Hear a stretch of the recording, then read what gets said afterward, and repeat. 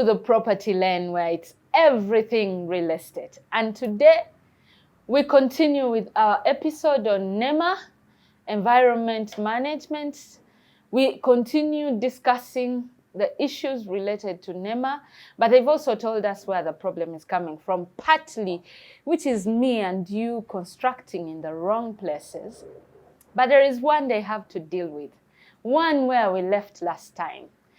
Ladies and gentlemen, for those who are joining us for the first time, in the house tonight, we have the ED himself, the Executive Director of NEMA, Dr. Akankwasa. Please say hi to the people.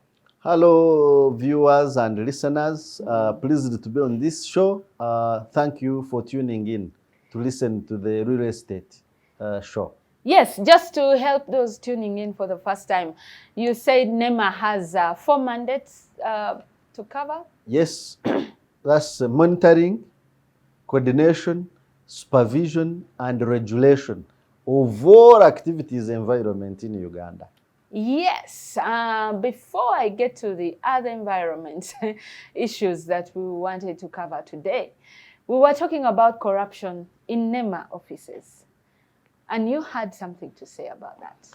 Yes, corruption, I wouldn't say or to put it better, delays, which eventually lead to bribery and corruption.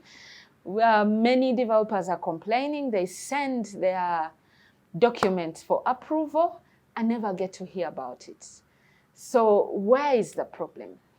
Yes, the issue of delays and eventually what people call corruption, whether perceived or real, that's for another. That's for another discussion. But what is true is that there are delays in issuance of environment and social impact assessments, and these delays, of course, delay investment. And when you delay investment, you are delaying jobs for Ugandans. You are delaying incomes for the investor, for Ugandans. You are delaying opportunities for growth. Exactly. And for investors who have borrowed the money, there is the cost, of time. Somebody is paying interest on a loan which is not working. So the issue of delayed issuance of environment and social impact assessment is something very serious. Yeah. And like I said before, the biggest cause here has been actually capacity. NEMA that I found here, I have been here for 2 years.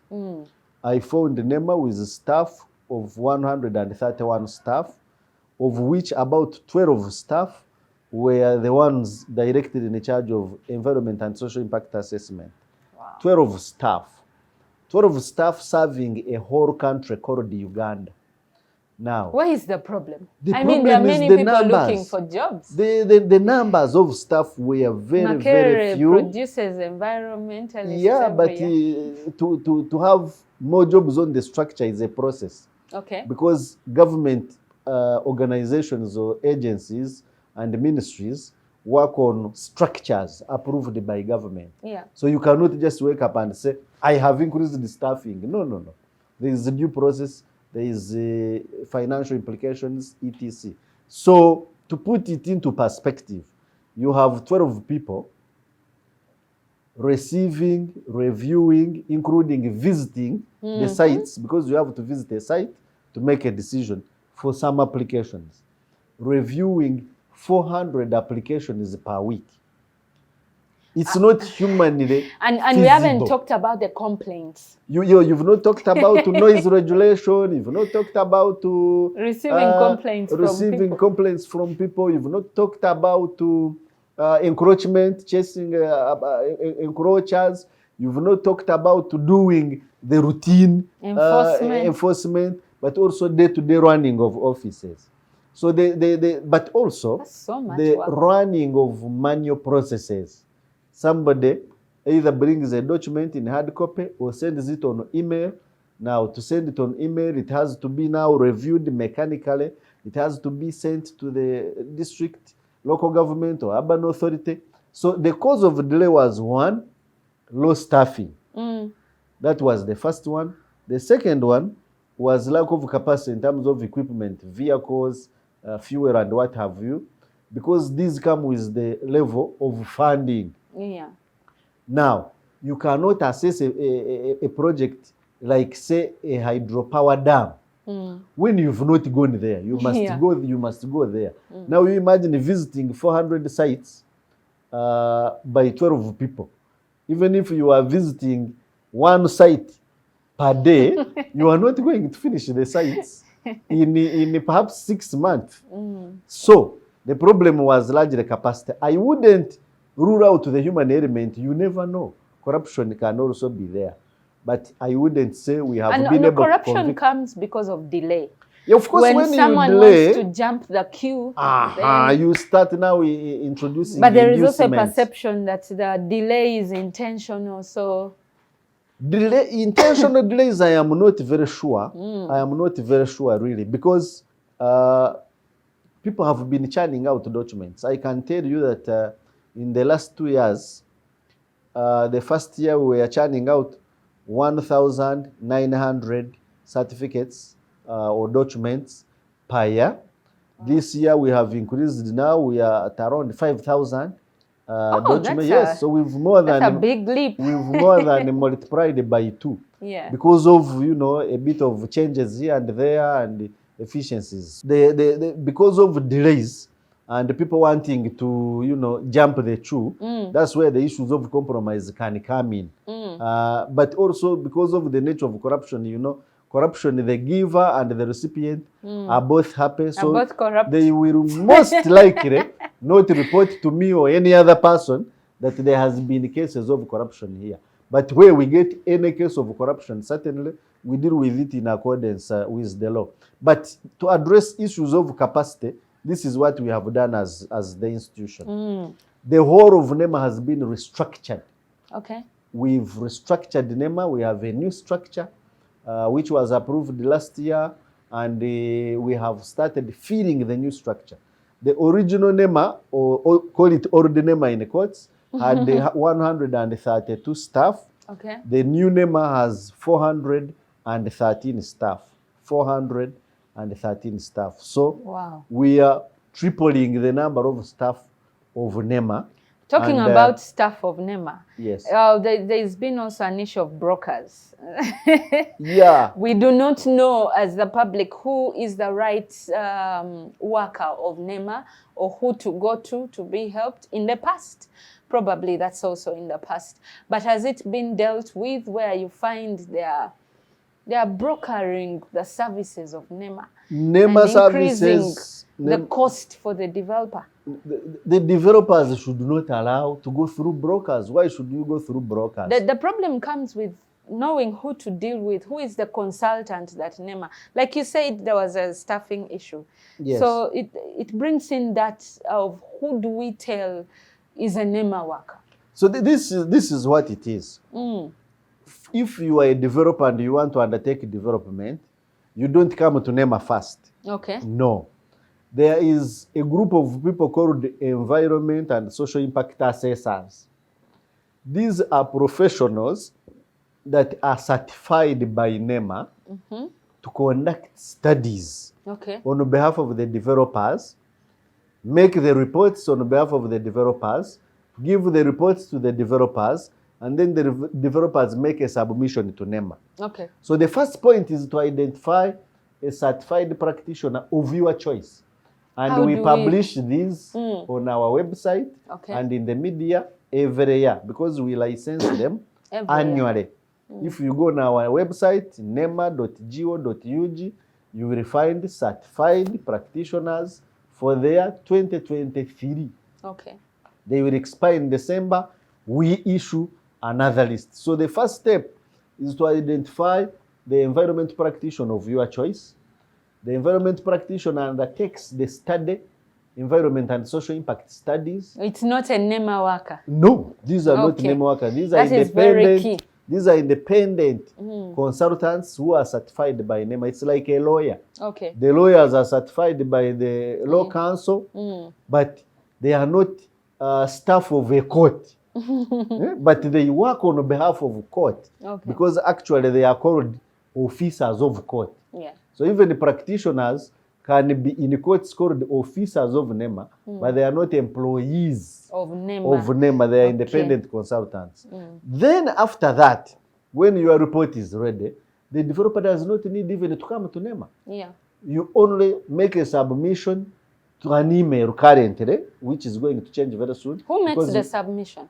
Developer makes the submission. This after getting important. A report from the practitioner. Okay. The developer makes a submission and submits it to an email, which is submissions@nema.go.ug. Okay. So you don't need to come to NEMA in the first place. You don't need to see anybody in NEMA or to know anybody in NEMA. When you submit your submission, within 2 to 3 days, you receive a reference number. Okay.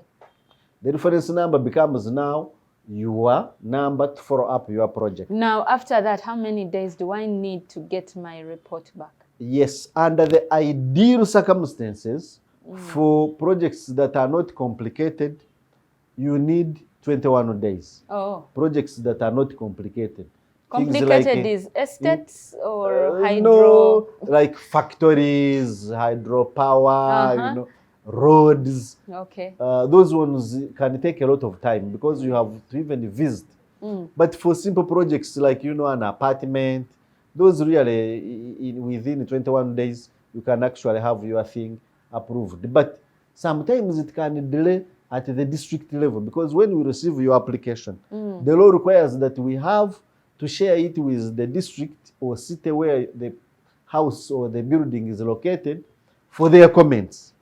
So getting the comments back can sometimes delay. Okay. And the law only allows us to proceed if the delay is 21 days old. Okay. If a lead agency or local government has not made comments in 21 days, we are permitted to proceed without their comments. Thank you very much. We are going to take a very short break. We will be back continuing this very interesting conversation.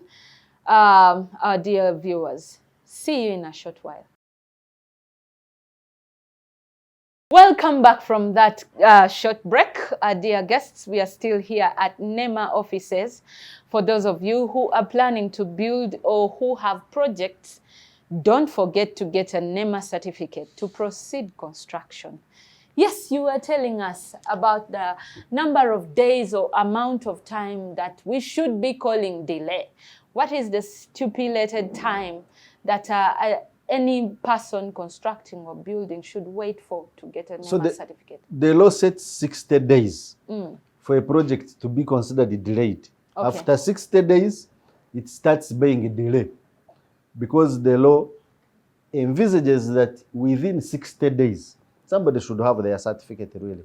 And we are going to have it fulfilled because we have now automated the system. Because the current system is we receive your project on email, submissions@nema.go.ug. After you've made a submission, we give you a reference number, then the review starts. When it is approved, we post it on the website. That's the new NEMA arrangement. We post it on the website, then you are permitted to go and pay the fees. But before you submit, you must meet the minimum requirements, which is you must have your environment and social impact assessment report. Okay. Which is the study done by the practitioner for complicated projects. Okay. For simple projects, a developer can make the report themselves. Even when I'm constructing my house to live in, do I need a NEMA certificate? For unstored houses like bungalows, which are not for commercial purposes, you don't need a NEMA certificate. Even a 2-floor villa. When it is stored, because the law sets thresholds beyond which you require environmental and social impact assessment. And if you do without it, it is a criminal offense under section 157, which is punishable by 15 years jail sentence. Oh my God. Or for individuals, up to a maximum fine of 2 billion Uganda shillings. Or for the case of companies, up to a maximum fine of 10 billion Uganda shillings. So it is a capital offense, and you shouldn't be caught in that act. Yet you can avoid it. So when the document comes, we share it with the local governments for their comments. Once their comments come in, if we must, we also inspect the place. Sometimes we may not inspect if the local government has inspected and we have the report. Then after, we make a verdict, whether a yes or no. If it is a yes, we ask you to pay the remaining 70% of the payable fees. You pay 30% of the payable fees on submission. How much is that? It depends. It depends on the cost of the project. It's a percentage? Yes, it is a proportion, and you are required to attach a certificate of valuation of your project when you are making a submission. I can't. It is, you can't guess. Value. No, you have to get a certified valuer or a certified quantity surveyor to certify the bills of quantities so that we know the cost of the project, and therefore we charge you. The charge is 0.0% of the cost, so that's it's not nothing. A lot of money. When you say 0.0, yeah, because the highest is it 0.0? The highest is 0.05. That's the highest for big projects. For small projects where the money is too small, it can be 0.02, 0.01. The law has a schedule of these percentages, so they depend on the cost range of your project. If it is in a slab that is so big, for example, a trillion project, the maximum will be 0.05%. So it's not really a lot of money. It is a nominal value. And once it is posted as approved on the website, then you go ahead and pay 70% of the remaining fees, and then we issue your certificate. But now we do you refund if it's a no? No, we don't refund. The law does not require that we refund because we have actually made the effort. We have spent to do the assessment of your project. We have transported inspectors to go there. So the money has been used to assess your project. But if it is a no, you don't pay the 70%. You only lose the 30% you paid on submission. What does a no mean? A no means don't even dare use that land? The development can be rejected. That particular development, or I can modify it and come back? That particular development. You can submit another development. For example, like you have had, we can't allow any development in a wetland. So it will be simple rejection. No development. If you develop, it's a criminal offense. Okay. If it is, say, a petrol station, we now have new regulations for petrol stations. They are popping up every corner. So we have new regulations now, 2022. We do not allow now a new petrol station within less than 3 kilometers from another petrol station. That is still under NEMA? Yes, we assess. We do not allow a petrol station, for example, less than 500 meters from a church, from a school, from another petrol station?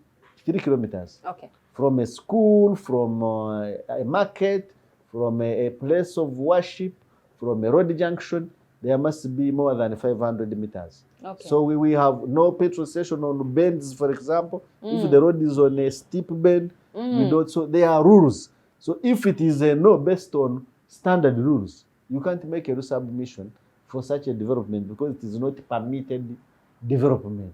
Okay. If it is just a few things for improvement, we can require you to resubmit by correcting those few mistakes. For example, if your land has a wetland and a dry part, which is a common occurrence, we can reject and say rescope your development to fit within the dry part and leave the wetland part intact, untouched, as perhaps your eco compound or neighborhood, so that you can enjoy it, but in its natural form, not modified development. Thank you so much. That has been very exhaustive. I like the fact that you're encouraging the use of professionals in the whole construction process. I agree with you on that. Now, you've talked about the effects of building on a wetland. Is it the cause of flooding? Because we see our city is flooding these days. Is that also under your jurisdiction? Well, drainage systems, waste management, roads, noise, etc. are responsibilities of urban authorities and local governments. NEMA does not construct, for example, drainage channels, but doesn't the flooding account for environment? No, everything is environment, including building. A building is physical environment, like I said. A road, a drainage channel, they are all environment, and we regulate them. We even license landfills where they put waste. Yes. We license transport companies that transport waste. So we regulate the whole sector, but we don't offer direct services like roads or drainage channels. That's the responsibility of city authorities. Now, the issue of flooding, if you've been following, we've experienced flooding in New York just in the last 3 months. In China, so many floods. Saudi Arabia, a desert. Libya, Morocco, you followed the happenings in It's like Libya. You're saying Kampala, eh? No, I'm just giving you examples. Okay. I'm just giving you examples. We've experienced flooding in Texas, US. Germany, for the first time in the history, Germany has experienced flooding. So the question is, why now? The why now can be answered by climate change. Climate change means that we have increased heat in the atmosphere, which results into more evaporation of water from ground for areas which have water, like us who are near Lake Victoria, means we have more water. So when there is heat, when temperatures are high, there is more evaporation. And more when rain. you have more evaporation, more rainfall. They have, Uganda National Meteorological Authority has already warned us that we are now in a El Nino season. Okay. So our rainfall What does level, that mean, by the way? it is heavy rainfall beyond the expected. It's a season, a weather season, where we are going to have expected rain more than the normal. Now, this El Nino season is going to be extended, meaning you are going to have more rainfall beyond the rainfall you've been having. Now, those are effects of climate change, means there is more rainfall than normal. That increases more water. Now, that's one factor. That's why we have seen floods all over the world. But there are factors that make the situation worse, what we call exacerbating factors. If you have more rainfall and you have your wetlands intact, they will hold the water for you, because that's its purpose, to hold excess water and release it in a slow pace. Now, if you've decimated your wetlands, the water will have nowhere to be held. So it will ravage the infrastructure, it will flood the roads, our borders and vehicles will be swept, and you will see headlines, River Chambogo. You've seen headlines with River Chambogo recently. Yes. So the biggest exacerbating factor has been decimation of wetlands. Because as you build, you are increasing the roof. The roof means more water is captured and released on the floor. But on the floor, there is less wetland and more pavers and more concrete and more tarmac. So you are increasing both the volume of water and its flow speed, and so you are causing flooding. And if it finds drainage channels which are clogged with plastic water bottles and other sorts of solid waste, then the problem becomes even more compounded.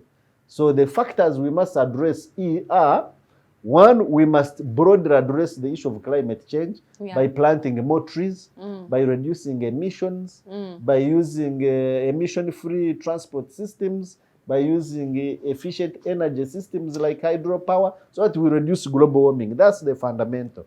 Two, we must restore our wetlands. Three, we must maintain our drainage systems and avoid littering. This business of throwing bottles and plastic polythene bags, that is really backwardness, which we must all address, because all those exacerbate flooding. Thank you. Before we come to the end of the show, in just 1 minute, what are the subsidies NEMA is giving to developers? Subsidies, one, we do verification for you whether the land is in a sensitive ecosystem or not for free. Okay. That's free service that we offer to you. Two, we give you technical guidance when you apply for environment and social impact assessment. In the certificate, we give you conditions which help, those conditions will help you to design your project in an eco-friendly way. You know, we shall tell you here, put green, here, put drainage here, this is the distance from the lake. So we give you that technical advice for free. And most importantly, which I should not forget, people must know that once you have a certificate of NEMA, you must submit an annual report. Oh. Every year you have to submit an environment and social audit, social impact audit. In other words, how are you complying with the certificate conditions for which you were approved? If it was waste management, if Who it does was that noise report? management, The the report practitioner? is done by the practitioner Okay. on behalf of the developer, then the developer submits. If you miss to submit an annual audit, it is also a criminal offense with the same punishment that I read before. Thank you. 10 billion for a company, 2 billion for individual, 15 years jail sentence. Thank you We so don't want much, our developers Dr. to be caught Akankwasa. offside. It's really interesting talking to you. I'm sure we will be coming back next time. But for now, that is it from NEMA and from UBC. See you next time.